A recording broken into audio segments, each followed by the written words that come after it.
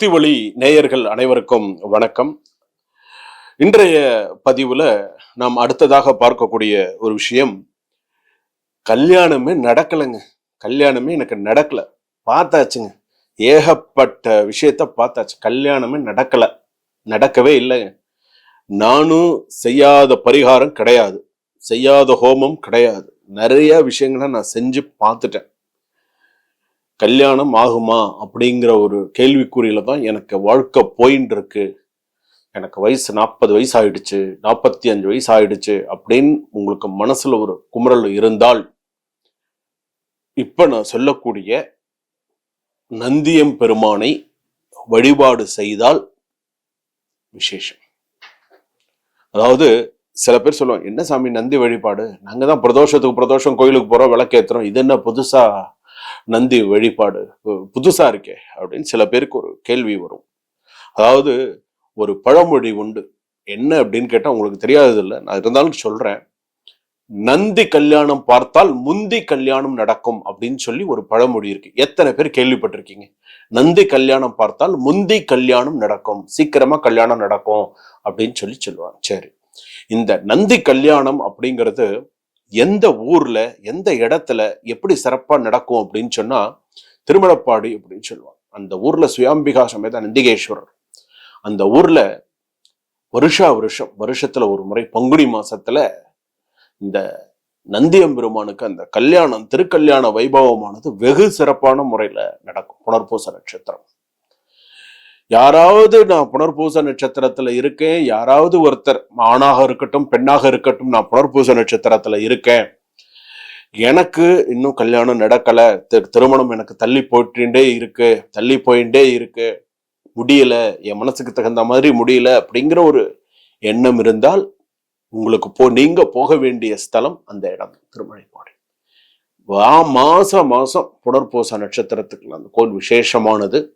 அந்த கோவிலுக்கு போய் விரதம் இருந்து போகணும். எந்த ஒரு கோவிலா இருந்தாலும் சரிங்க, விரதம் இருந்து போறது அப்படிங்கிறது ஒரு விஷயம். எப்படி நம்ம போகணும் விரதம் இருந்துன்னு?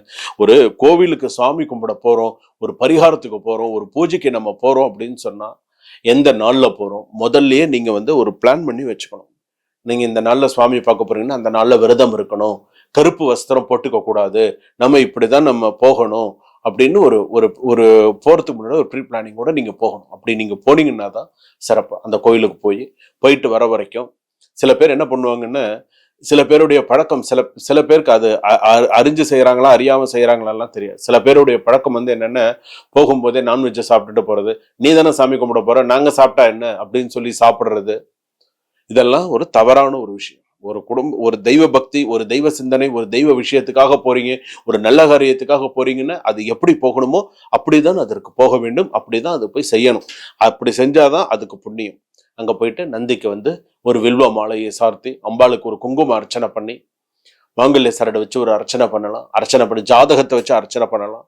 சாபதோஷ நிவர்த்தி ஸ்தலம் அதெல்லாம் வருஷத்துல நம்ம நிறைய திருமணங்கள் பார்த்திருக்கோம், தெய்வ திருமணங்கள் நிறைய பார்த்திருக்கோம். சுப்பிரமணிய சுவாமி திருக்கல்யாணம் பார்த்திருக்கோம், பெருமாளுடைய திருக்கல்யாணங்கள்லாம் நிறைய பார்த்திருக்கோம், அதே சுவாமி அம்பாள் திருக்கல்யாண வைபவங்கள் நிறைய பார்த்திருக்கோம், எவ்வளவோ திருக்கல்யாண வைபவங்கள் நம்ம பார்த்திருக்கோம்.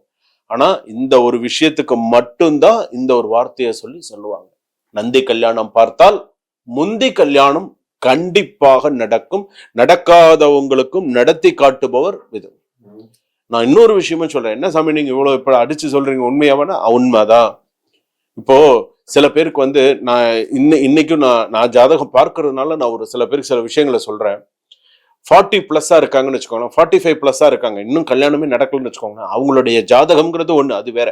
ஆனா அந்த ஜாதகப்படி அவங்களுக்கு திருமணம் இப்படிதான் நடக்கணும்னு இருந்தா அது யாராலையும் மாத்த முடியாது. சில பேருக்கு பாத்தீங்கன்னா, ஒரு ஆண் 45 வயசு ஆயிடுத்து, கல்யாணம் இதாகலன்னு வச்சுக்கோங்களேன். சில பேருக்கு பாத்தீங்கன்னா திருமணமாகி திருமணம் கிட்ட நின்னு போன பெண்ணும் அமையலாம். சில பேருக்கு திருமணமாகி விவாகரத்தான பெண்களும் அமையலாம். சில பேருக்கு குழந்தையோட அமையும். இப்படியும் அமையறதுக்கு வாய்ப்பு இருக்கு. ஆனா கல்யாணம்ங்கிறது கண்டிப்பா அவங்களுக்கு ஏதோ ஒரு காரணத்துக்கு கண்டிப்பா கல்யாணம் நடந்துடும். இன்னைக்கும் பாத்தீங்கன்னா எத்தனையோ பேரு கல்யாணம் நடக்கணும் அப்படிங்கிறது முன்னாடி எல்லாம் பாத்தீங்கன்னா ஒரு காலத்துல பாத்தீங்கன்னா கல்யாணம்னா முன்னாடியே சொல்லி வைப்பாங்க, பேசுவாங்க, உடனே கல்யாணம் முடியும், ரைட். இப்பெல்லாம் ஒரே விஷயம் கொடுத்துட்றாங்க, கேஸ்ட் நோ பார், முடிஞ்சு போச்சு, ஃபினிஷ். அந்த ஒரு விஷயத்த சொல்லிடுறாங்க, கேஸ்ட் நோ பார். அது ஒரு எங்களுக்கு அது வந்து பிரச்சனை இல்லை, வந்துருச்சு, வேற வழி இல்லை. இன்னைக்கு வந்து பாத்தீங்கன்னா யாரு எப்படி கல்யாணம் பண்றது, அந்த இப்போ எனக்கு தெரிஞ்சு நல்ல அவங்க குடும்பத்துல வந்து அவங்க வந்து நல்ல ஒரு ஐயங்கார் ஃபேமிலி. அவங்க வந்து அவங்க மகனுக்கு நிறைய இடத்துல பார்த்தாங்க, கிடைக்கல. சரி, நம்ம அதுலயே கிடைக்காட்டாலும் பரவாயில்ல, ஐயர்லயாவது நம்ம கல்யாணம் பண்ணணும், கல்யாணம் பண்ணி தான் பண்ணாங்க, இன்னைக்கு நல்லா தான் இருக்காங்க. ஒண்ணு நம்ம சொல்ல முடியும், அவங்களுக்கு இப்படிதான் இருக்கணும் அப்படின்னு இருக்கு. அதனால இந்த திருமணம் சம்பந்தப்பட்டது அப்படின்னு சொல்லும்போது இந்த நட்சத்திரத்தை பயன்படுத்திக்கோங்க, இந்த ஊரை பயன்படுத்திக்கோங்க. எப்பயாவது உங்களுக்கு அந்த பக்கம், அந்த ஊர் பக்கம் நீங்க போகக்கூடிய ஒரு சூழ்நிலை இருந்தால் கண்டிப்பாக போய் தெய்வ தரிசனம் செய்து விரைவில் உங்களுக்கு விவாகம் நடைபெற வாழ்த்துக்கள்.